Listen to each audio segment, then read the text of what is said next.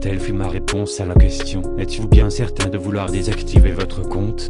Hélas, j'ai quitté Facebook. Non pas pour des considérations idéologiques ou pour montrer une quelconque désapprobation envers les réseaux sociaux, bien au contraire, j'aimais bien Facebook.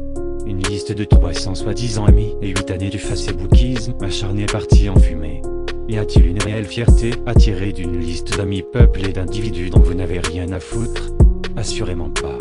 Au revoir mes compagnons de toujours, ce fut un plaisir de vous rencontrer, vous autres que Mark Zuckerberg a mis sur le même chemin.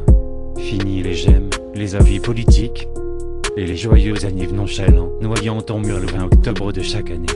Tu t'aperçois que ta vie n'est plus pareille. Elle t'appartient un peu plus. Forcément tu ne partages plus rien et, petit à petit, tu perds des habitudes et tu découvres de nouvelles vérités. Beaucoup de vérités. Désormais, tu es seul. Et tu n'es pas préparé pour ça.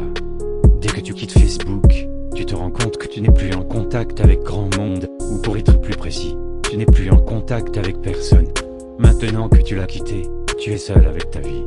Personne ne la verra, mais surtout tu ne verras plus celle des autres. Désormais, faute de mater le mur de ta page, tu te contenteras de celui de ta chambre. Ce site nous fait nous comparer aux autres tout le temps, comme à l'époque des douches au vestiaire, à comparer celui qui a la plus grosse. Évidemment, on voit à longueur de journée ce que font les autres. Toujours dans des contextes plaisants, voire géniaux. Du coup, sans s'en rendre vraiment compte, on culpabilise, on les envie. Alors que notre jugement est de toute façon biaisé.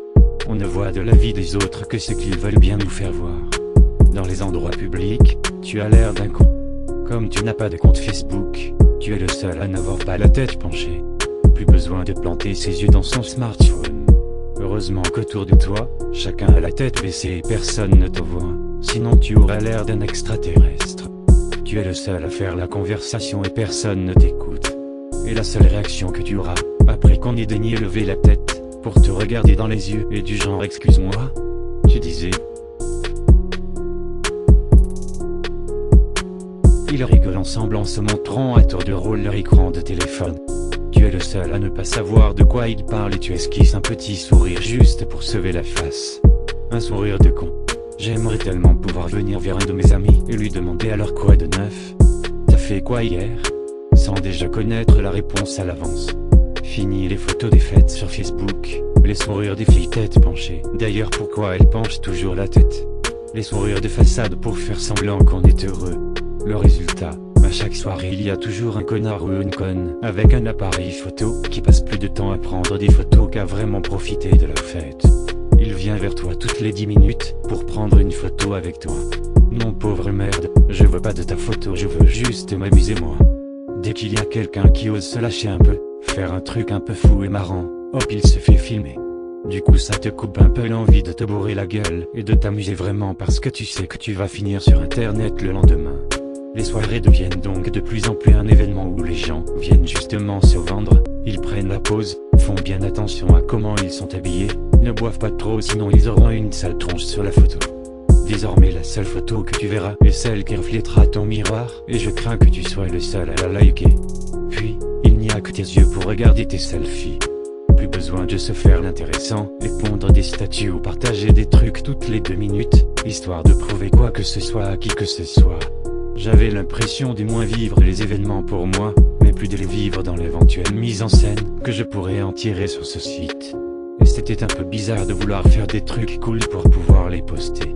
Facebook a bien sûr aussi modifié la drague. Maintenant pour faire comprendre à une fille qu'elle nous plaît, on aime toutes ses photos. Dès qu'elle met un statut tout pourri genre, les folies sont les seules choses que l'on ne regrette jamais. Citation d'Oscar Wilde qu'elle n'a jamais lu, hop on aime aussi. La vérité vraie est qu'il n'y a que Facebook qui permettra à ton ego de s'épanouir. Quelle perte de temps. J'ai moi-même honte de toutes les heures passées sur ce site à regarder la vie des autres, à guetter la moindre notification. Alors que j'aurais pu passer ce temps à lire un livre, regarder un film, bosser mes cours, faire du sport, passer du vrai temps avec des amis. L'être humain n'a jamais été aussi seul depuis l'arrivée de ce site. Je déteste Facebook. Comment un putain de site internet a pu changer nos vies à ce point? Imaginons une chose Mark Zuckerberg, si j'étais dans une chambre fermée à clé avec toi et Hitler, et qu'on me donne un pistolet avec une seule balle, sache que je préférerais me faire péter la cervelle que de faire un choix pour l'humanité. Au final on y a des gens qui ont l'air d'avoir une vie super intéressante et mouvementée, alors qu'en vrai ils passent plus de temps à justement construire cette vie virtuelle qu'à vivre une véritable vie. Tu peux quitter Facebook, mais Facebook ne te quittera pas. Hallucinant, mais ainsi va la vie sur la planète F. Est-ce qu'un jour j'y reviendrai ?